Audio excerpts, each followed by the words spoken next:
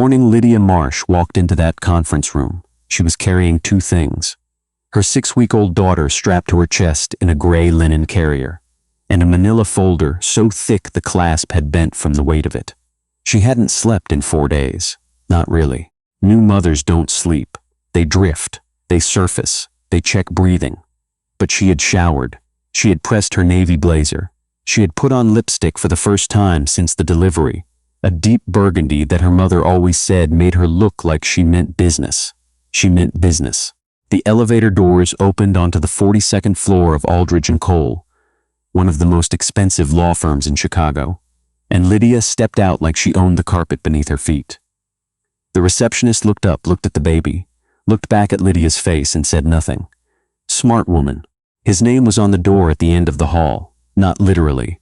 It was the firm's name, but everyone in that building knew who had booked conference room B for 10 o'clock on a Tuesday morning. Preston Cahill, 39 years old, founder of Cahill Capital, a private equity firm that managed just under $2 billion in assets. Her husband of 7 years, the man who had stopped coming home 14 months ago and offered her a divorce settlement through a lawyer instead of a conversation. She pushed open the door. Preston was already seated at the long mahogany table. He was wearing the charcoal suit she'd picked out for him at Nordstrom 3 Christmases ago.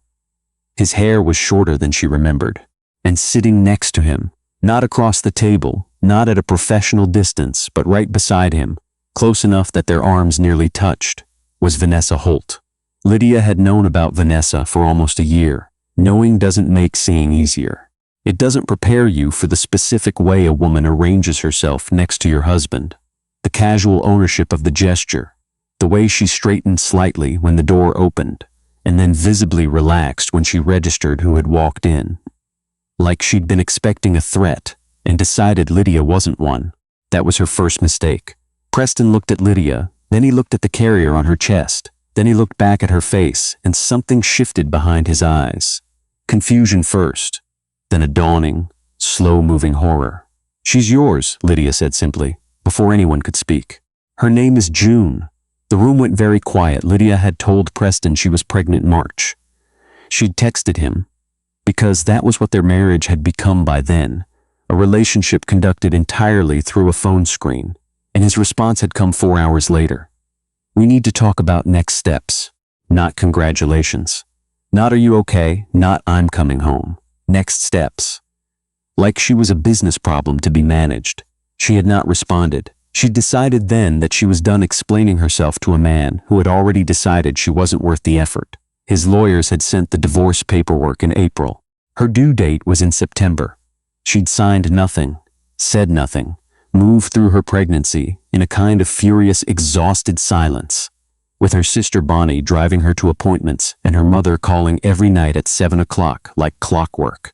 June arrived on September 9th, 6 days early, at 3:42 in the morning. She had a full head of dark hair and Preston's jawline in Lydia's eyes, and when the nurse placed her on Lydia's chest for the first time, Lydia had cried so hard she couldn't breathe. Preston had not been there. He had not sent flowers.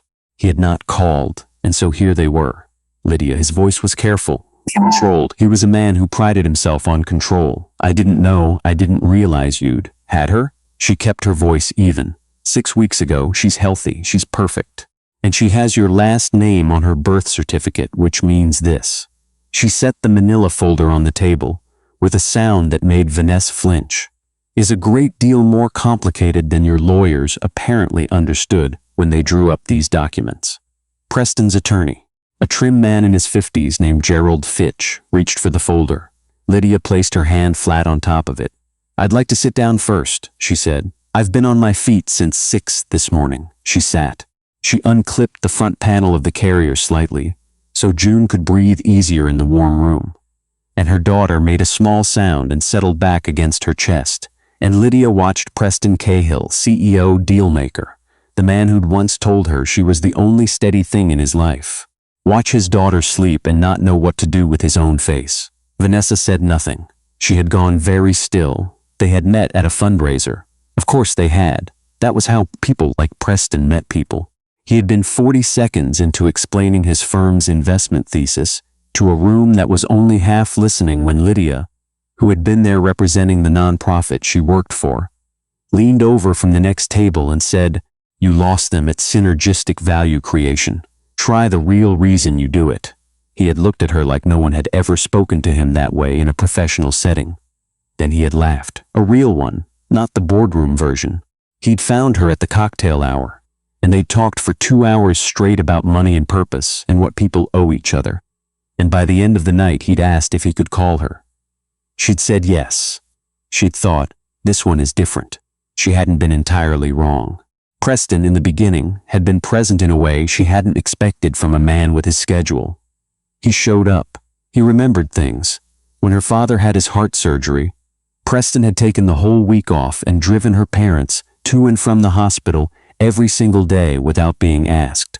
She had loved him fiercely for that. She had built her life around that version of him. But money changes people. Not always. She knew that, but it changed Preston. The firm's third fund closed at $800 million, and something in him recalibrated. He started flying private. He started keeping a different calendar, one she didn't have full access to. He started using words like optics and exposure to describe their marriage when they argued about his absences. Like she was a liability he was managing. She'd tried. God, she had tried. 2 years of trying, of date nights he canceled and conversations he redirected, and one very expensive couples therapist who'd told them, with professional gentleness, that one partner had to actually want to be in the room for therapy to work. She'd found the emails from Vanessa on an ordinary Sunday in November. She hadn't been looking. She'd been using Preston's laptop to print a boarding pass. Her phone had died, and his email was open, and there it was, 18 months of correspondence. Not just the affair, though that was there too, explicit and devastating. The financial arrangements he'd made without telling her. The accounts she hadn't known existed. The plan, laid out in careful language between two people who thought they were being careful, to restructure his assets before initiating divorce proceedings so that her settlement would be as small as legally possible. She had printed the boarding pass. She had taken her trip. She had come home and said nothing, and then she had called her own lawyer. Gerald Fitch opened the folder finally, after Lydia removed her hand and nodded. She watched his face as he read. He was good, very good, but she saw the moment he found the first document, because his jaw tightened almost imperceptibly. "These are financial records," he said. "They are. Where did you?" "My attorney will explain the provenance."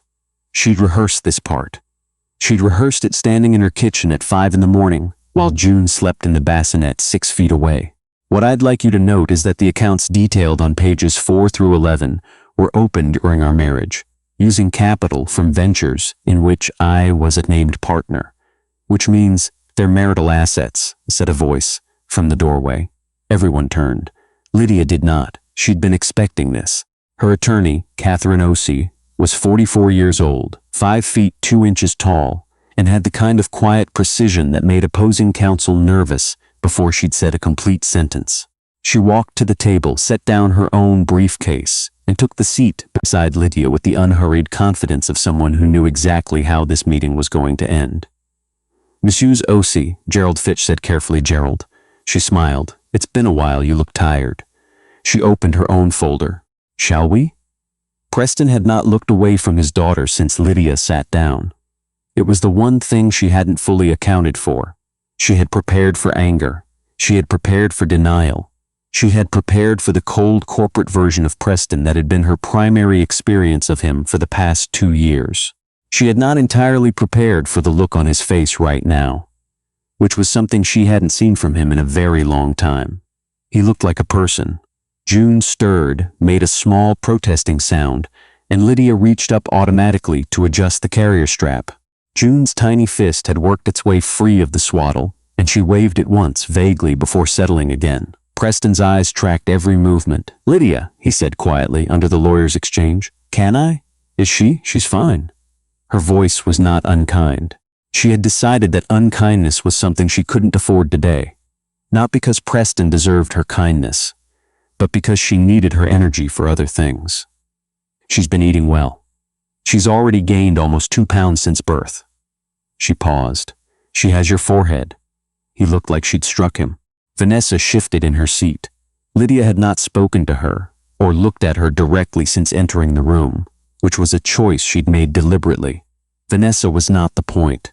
Vanessa had never been the point. The point was the man who'd made the choices and the daughter who deserved better, and the woman Lydia had spent the last 14 months rebuilding herself into. Catherine and Gerald were deep in their exchange now, trading the careful, formal language of people negotiating the dismantling of a life. Numbers were mentioned, dates, percentages. Lydia had been over it all so many times it had stopped feeling real, which was perhaps why she could sit here calmly while it happened, while June breathed against her chest, and Preston kept looking at his daughter like he was trying to memorize her. "I didn't know," he said again, still quiet. "Not a defense this time, something else." "I know you didn't," Lydia said. "I chose that. You should have told me." She looked at him then, directly. "You should have been someone I could tell." The silence that followed was the loudest thing in the room. The marriage had not always been dying. There had been years, real years, good ones, when they had been something she was proud of. They'd bought their house in Lincoln Park together, had stood in the empty kitchen on the day they got the keys and talked about what their life would look like inside these walls. They'd talked about children. They'd talked about where they wanted to be at 50, what kind of people they wanted to have become. She had become that person. She had kept going, kept building, kept her small nonprofit running, even when it would have been easier to fold into the comfortable life his money offered. She'd refused to disappear into his world. She'd stayed herself. And somehow that had become the problem. She couldn't pinpoint the exact moment. There was no single night, no single fight. It was accumulation. The way he started introducing her at his events with a slight edge of impatience, like she was a detail he'd forgotten to update. The way he stopped asking about her work. The way he started measuring everything in outcomes and ROI, and stopped being able to sit with her in a room without checking his phone. Vanessa, she later understood, had started as someone who reflected him back in the way he'd come to need. Pure admiration, pure alignment, no uncomfortable mirrors. Lydia had been the mirror. She'd told him hard things. She'd expected him to be better. He'd chosen the easier reflection. By noon, Gerald Fitch had requested a recess. Preston had said very little for the past hour, leaving the negotiation to his attorney, while his eyes kept moving back to June with an expression that Lydia couldn't quite name and didn't entirely want to examine. Vanessa had been quiet throughout, hands folded on the table, face carefully composed. She'd arrived as Preston's partner and was leaving as a footnote. In the hallway, Catherine touched Lydia's elbow. "He's going to want access," she said quietly. "His lawyers will push for visitation, probably joint if he can swing it." "I know. How do you feel about that?" Lydia looked down at June's sleeping face. She'd never let herself imagine a version of this where Preston was simply erased, some clean surgical removal of fatherhood from the situation. It would be easier in some ways. But June would grow up with questions Lydia wouldn't be able to answer, and that wasn't fair. June hadn't done anything wrong. "He can be her father," Lydia said. "A good one if he figures out how, but he doesn't get to be my husband. Those are two separate things and I need them to stay separate." Catherine nodded. "Then that's what we build." Preston caught up with her at the elevator. She heard his footsteps. She'd always been able to identify him by sound, the specific cadence of his walk, and she turned. He was alone. He'd left Vanessa and the lawyers somewhere behind him, and he was standing in the hallway looking like a man who hadn't slept in a while either, which she might have found satisfying 6 months ago, but now just registered as information. "I need you to know something," he said. She waited. "The accounts." He stopped, started again. "I let Gerald convince me it was standard procedure, pre-divorce asset protection. I told myself it was just another stop." He was not a man who struggled with words, usually. "I knew it wasn't right. I knew what I was doing to you. I just didn't. You didn't think I'd find out." "I didn't think I deserved to be found out," he said quietly. "I think there's a difference." She absorbed that it wasn't nothing. She had known Preston long enough to know that sentence had cost him something, that it was as close to unguarded as he got. "I'm not asking you to forgive me," he said. "I don't think I'd ask you that." "Good," she said evenly. "Because I haven't decided if I will. That's mine to figure out on my own timeline." She adjusted the strap of the carrier. "What I need from you right now is cooperation. Transparent financials, reasonable visitation terms, and a willingness to show up differently than you have been. Not for me. For her." He looked at June again, his daughter. Something in his face broke open slightly and then came back together, the way a person looks when they are feeling something very large in a situation where they've lost the right to express it. "I can do that," he said. "I need you to mean it." "I mean it." She studied him. She had loved this man. She had believed in him. Both of those things were still somewhere inside her, complicated and bruised, and she understood that they would not go away quickly, would probably never go away entirely. That was the part no one told you about. The surviving, the continuing to exist in the aftermath, the strange labor of carrying something that hurt and also had been once real. "Okay," she said, and pressed the elevator button. Her sister Bonnie was waiting in the lobby, sitting in one of the low chairs by the window with a coffee cup in each hand and the particular expression of someone who had spent 3 hours trying not to check her phone every 4 minutes. She stood when she saw Lydia come out of the elevator. She looked at her face the way only a sister can read a face, taking inventory of everything in a single glance. "How did it go?" Lydia took one of the coffees. June was still sleeping, warm and oblivious, a small miracle of total peace against the wreckage of the morning. Lydia took a long sip and looked out through the lobby's glass front at the street, at the November sky that had gone white and flat over the city, at the people moving past on the sidewalk who had no idea what had just happened on the 42nd floor. "The financial claims hold," she said. "We'll renegotiate the settlement. Catherine thinks we can recover most of what he tried to move." She paused. He agreed to structured visitation, supervised initially with a review at 6 months. Bonnie let out a long breath. And him? How was he? Lydia thought about Preston's face when he'd first seen June. The way the controlled surface of him had cracked just slightly, just enough. The way he'd said, "I knew what I was doing to you," like a man cataloging damage he'd tried not to see. "Smaller than I remembered," she said finally, and not in a satisfying way, just smaller. Bonnie put her arm around her. They stood there for a moment, the two of them, while June slept on between them. "You okay?" "I'm going to be," Lydia said, and she meant it differently than she would have 6 months ago. Not as a promise to herself that things would improve, but as a statement of observed fact. She was already okay. She'd been okay through the whole pregnancy, alone and frightened and stubbornly, quietly capable. She'd been okay through the labor, through the sleepless early weeks, through every morning she'd dressed herself and her daughter, and moved through the world without Preston Cahill in it. She'd been building herself back, piece by piece, the way you do when the architecture of your life fails. Not because someone else helps you, but because you find out what you're made of when it does. She was made of something solid. She was glad she knew. The settlement took 4 more months to finalize. There were difficult weeks. Weeks where Gerald Fitch pushed back hard on the financial claims, and Catherine pushed harder. Weeks where Preston's cooperation wavered, and Lydia had to resist the old instinct to make things easier for him, to smooth it over, to absorb the discomfort so he didn't have to. She did not do that. She let things be difficult. She let Catherine fight. She went back to work part-time in January, 3 months after June was born. Her nonprofit had managed without her. Her deputy director had held things together with competence and some panic.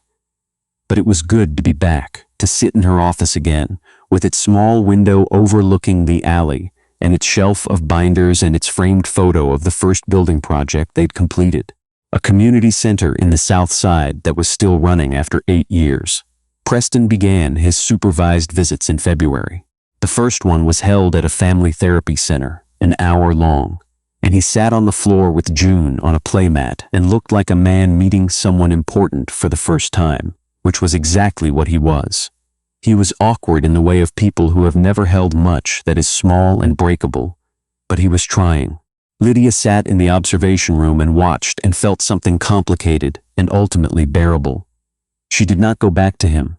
She had never seriously considered it. What she had understood, sitting in that conference room in November with his daughter against her chest and the evidence of his deception spread out on the table between them, was that going back would have been a kind of shrinking, A return to a woman she was no longer. She had grown in the difficult months, grown in ways that wouldn't fit inside that marriage anymore. And she suspected that was exactly why it had broken. She had become too whole for the space he'd left her. The divorce was finalized on a Thursday in March, which turned out to be a warm day for the season. One of those anomalous March afternoons that arrives like a rumor of spring. Lydia signed the final papers at Catherine's office and then took June to the park, the big one along the lake, and sat on a bench with her daughter in her lap, watching the water shift color in the afternoon light. June was 5 months old. She could hold her own head up now. She had started smiling with intention, not just reflex, real smiles, aimed smiles, the kind directed at specific faces she had decided to trust. She smiled at Bonnie constantly. She smiled at Lydia's mother, who visited every other Sunday and wore her out in the best way. She had smiled at Preston during their last visit, which had been both ordinary and significant. The way small things become significant when they are between a father and a daughter, figuring out what they are to each other. She would grow up knowing her father. She would grow up knowing he'd failed once, seriously, and had been held accountable, and had started the long work of being better. Lydia did not know yet whether that would be enough for June to judge eventually in her own time. But she would grow up with the truth, and that was something Lydia had decided early on she would not compromise. The lake glittered. June reached up and grabbed a fistful of Lydia's hair with the cheerful determination of someone discovering a new skill. And Lydia laughed, a real one, surprised out of her, and kissed the top of her daughter's head and thought, this is the real thing. This is what was always real. Everything else had been the other story. This one was hers.